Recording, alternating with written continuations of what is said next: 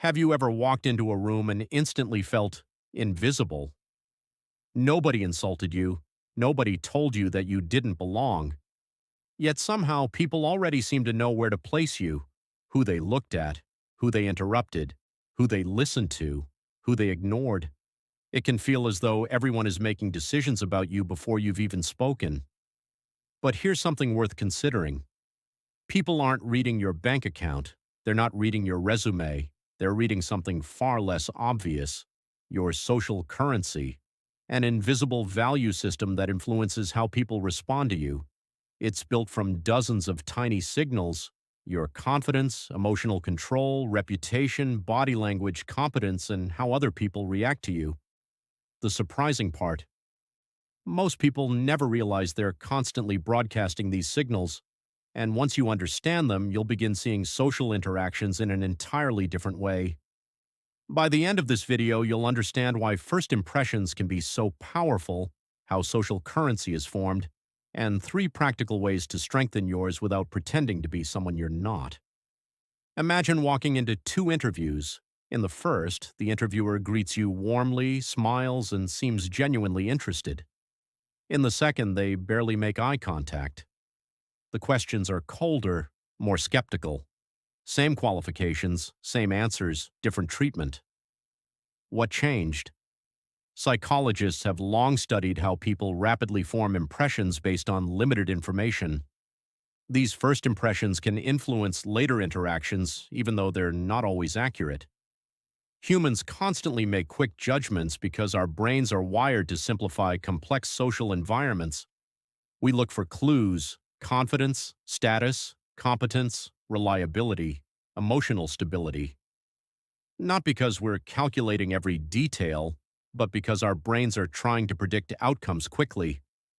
This doesn't mean those judgments are always fair. In fact, they're often wrong, but they can still shape how interactions unfold. Think about the last time someone entered a room and instantly drew attention. Maybe it wasn't expensive clothes, maybe it wasn't physical appearance. Sometimes it was simply how comfortable they seemed with themselves. They weren't trying to impress anyone. They weren't seeking approval. Ironically, that calm confidence often attracts attention on its own. People tend to notice those who appear comfortable under pressure, because composure is frequently interpreted as confidence. Have you ever noticed that some people interrupt you repeatedly, while others never seem to get interrupted? Or perhaps you've met someone who jokes at your expense almost immediately. Sometimes these moments are harmless, sometimes they're attempts to understand boundaries. In many social situations, people unconsciously observe how others respond to discomfort. Do you become defensive? Do you laugh nervously? Do you remain calm? Your reaction provides information. Imagine someone cuts you off mid-sentence.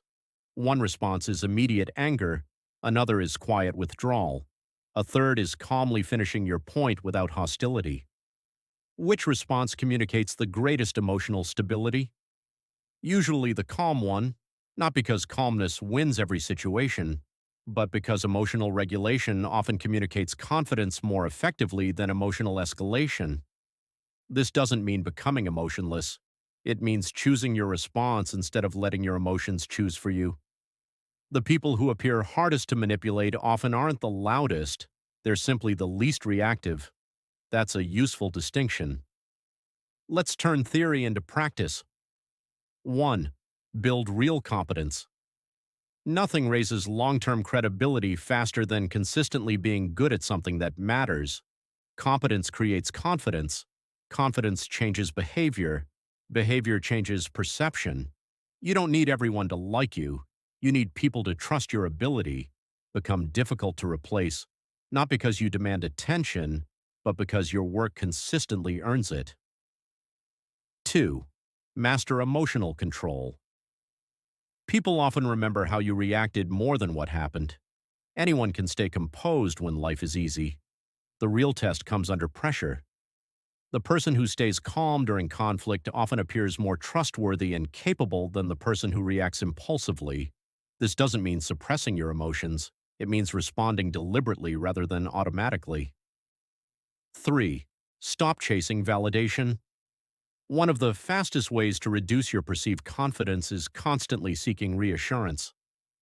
Was that okay? Do you like me? What do you think of me? Seeking occasional feedback is healthy.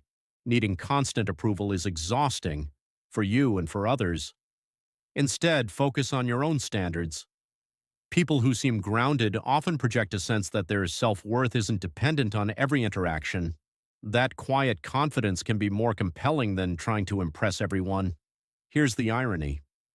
The people who obsess over appearing powerful often end up looking insecure. Meanwhile, those who focus on improving themselves, learning, practicing, staying emotionally balanced, often gain influence without chasing it. Social currency isn't something you demand. It's something that tends to grow from consistent actions over time. It's the reputation created by your behavior when nobody is keeping score. People notice patterns, reliability, competence, integrity, composure. Those qualities don't guarantee success, but they make it easier for others to trust and respect you. The next time you enter a room, remember this. People are always forming impressions, not because they're secretly judging every detail, but because that's how human social perception works. The good news? You can't control every opinion, but you can influence the signals you consistently send.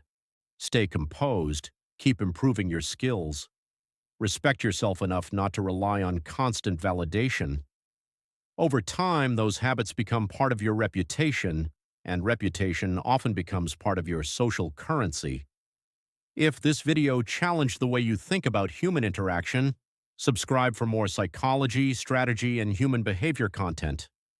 And tell me in the comments, what's one social signal you think people misunderstand the most? See you in the next video.